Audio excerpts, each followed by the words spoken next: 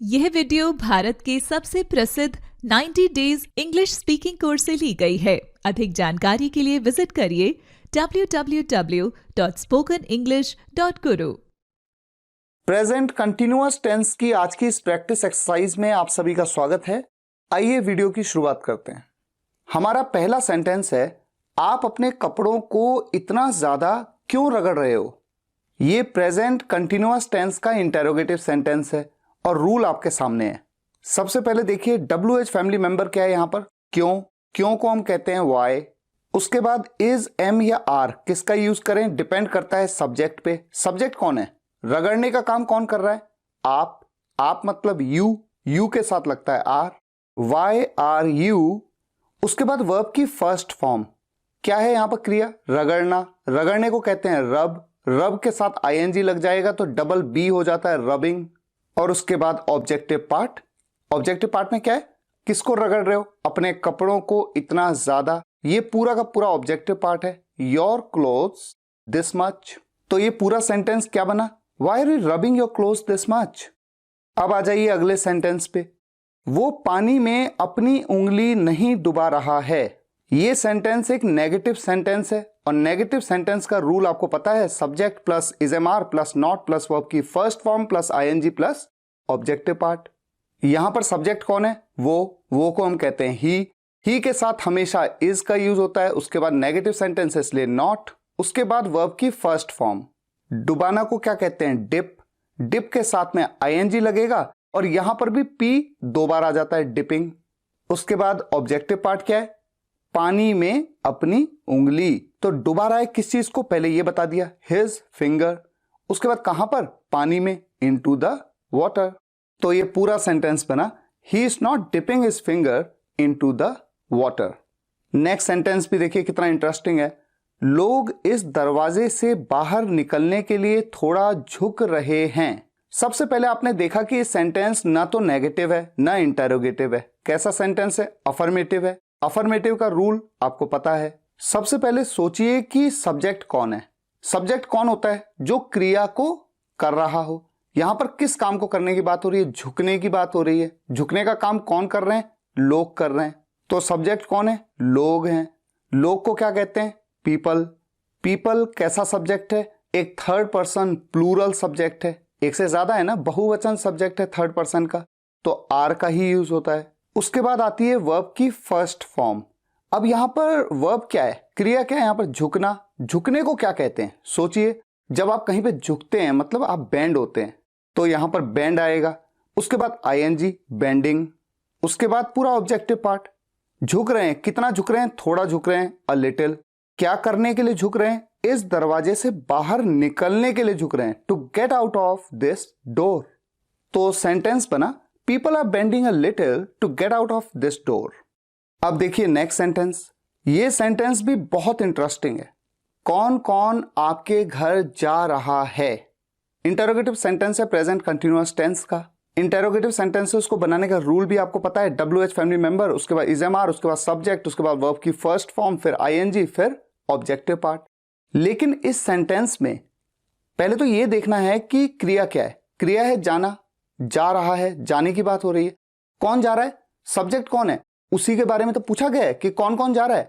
तो जब सब्जेक्ट के बारे में ही पूछा जाता है तो ऐसे में इंटेरोगेटिव सेंटेंसेस का टिपिकल रूल अप्लाई नहीं होता है, बल्कि कौन सा, स्पेशल केस का रूल अप्लाई होता है, जो मैंने आपको टेंस के वीडियो में अच्छे से समझाया हुआ है। WH फैमिली मेंबर, उसके बाद इजएमआर, उसके बाद वर्ब की first form plus ING plus objective part.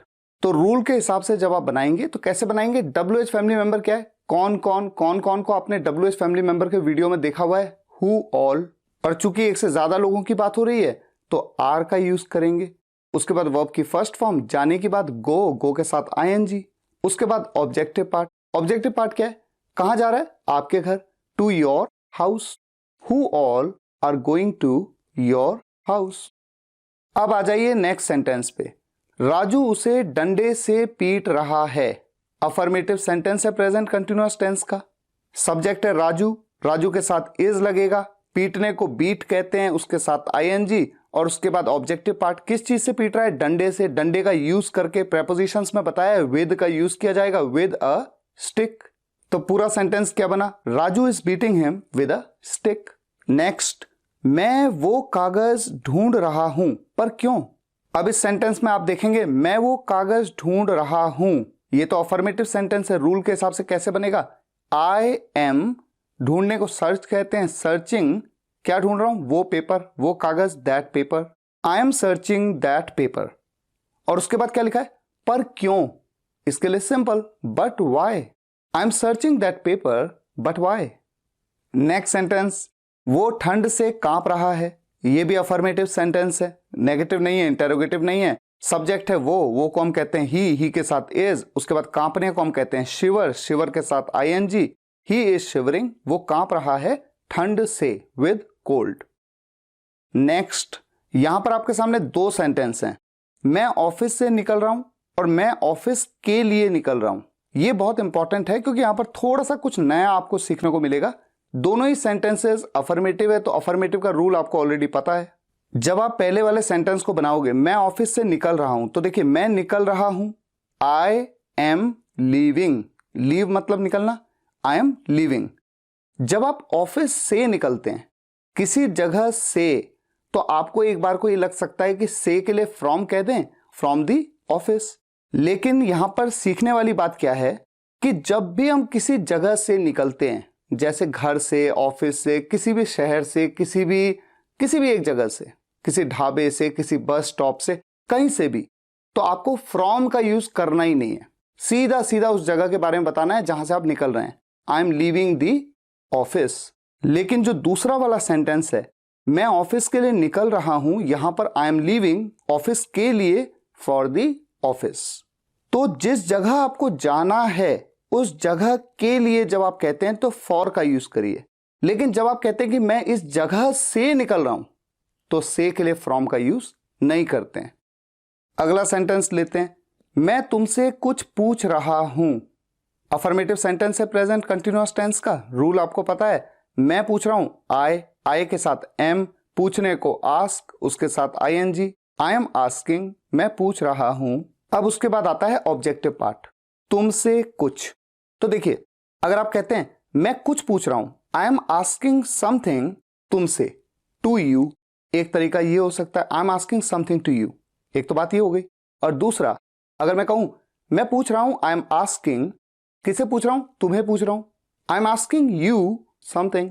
तो इस सेंटेंस को मैं दोनों तरीके से बना सकता हूं, I am asking something to you या फिर I am asking you something. Next sentence, वो अभी भी काम कर रहा है। फिर से एक बार affirmative sentence present continuous tense का, वो के लिए ही के साथ इज, उसके बाद वर्ब की फर्स्ट फॉर्म, वर्ब है काम करना, काम करने को वर्क कहते हैं, वर्क के साथ आईएनजी, ही इज वर्किंग, वो काम कर रहा है। अब आ जाता है अभी भी।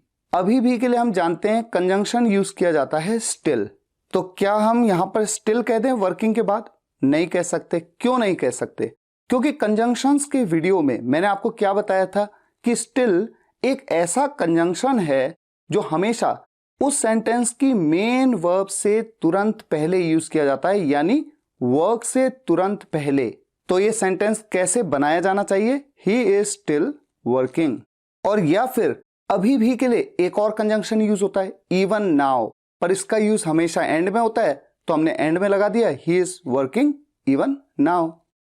तुम कहां जा रहे हो? बहुत ही सिंपल है, इंटेरोगेटिव सेंटेंस है, रूल आपको पता है, WH फैमिली मेंबर है, कहां को वेयर, वेयर के साथ आर लगेगा। आर क्यों लगेगा? क्योंकि सब्जेक्ट है यू के साथ हमेशा आर लगता है। उसके बाद वर्ब की फर्स्ट फॉर्म गो, उसके साथ में ING, where are you going. तो आपने देखा कितने आराम से आपने सेंटेंसेस की प्रैक्टिस की रूल के हिसाब से। इस तरह के बहुत सारे सेंटेंसेस प्रैक्टिस के लिए आपको मिलेंगे मेरी प्रैक्टिस एक्सरसाइज बुक में। फिलहाल आज के लिए यहीं तक। अगर आपको ये वीडियो लेक्चर पसंद आया हो, वीडियो को लाइक और शेयर जरूर करिएगा, कमेंट्स में बताइएगा कैसा लगा। मिलते हैं नेक्स्ट वीडियो लेक्चर में, तब तक के लिए टेक केयर, गुड बाय।